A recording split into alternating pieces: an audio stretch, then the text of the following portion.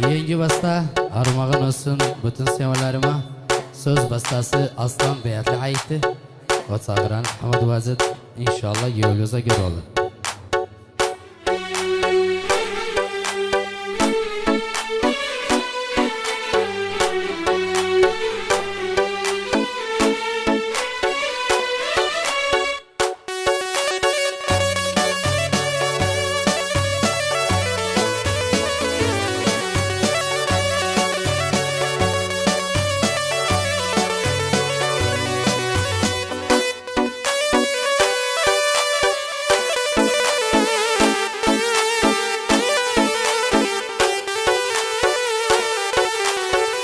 Sensen bu içimdeki aşkı bana bildiren, bütün dünya kızların gözlerimden sildiren. Aşkıdan ağlasam da sen beni güldüren. Aşkıdan ağlasam da sen beni güldüren. Nece ayrılım senden, sen benim sevgilimsen. Eğer seni ata bilmem, evlim içinde gülsen. Eğer seni ata bilmem, evlim içinde gülsen. Yaşa Deniz.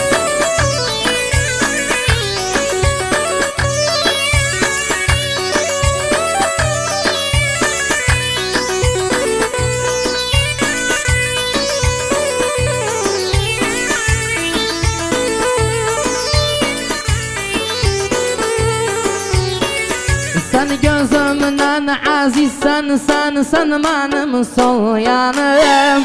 Seni dişimde görsem hiç istemem o yanım. Dırnağı kanamasın, ben ateşlerde yanım. Dırnağı kanamasın, ben ateşlerde yanım. Nece ayrılım senden, sen benim sevgilimsen. Eğer seni ata bilmem, gevlim içinde gülsen. Eğer seni ata bilmem, gevlim içinde gülsen.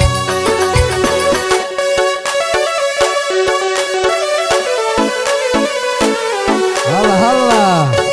Yaşa Deniz.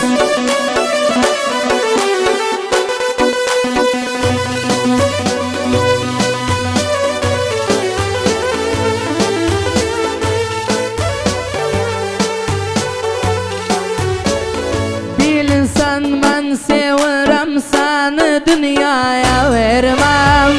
Gözüm ben seni gören, senden başkasını görmem. Ömrümden bir gün kalsa, seni almadan ölmem. Ömrümden bir gün kalsa, seni almadan ölmem.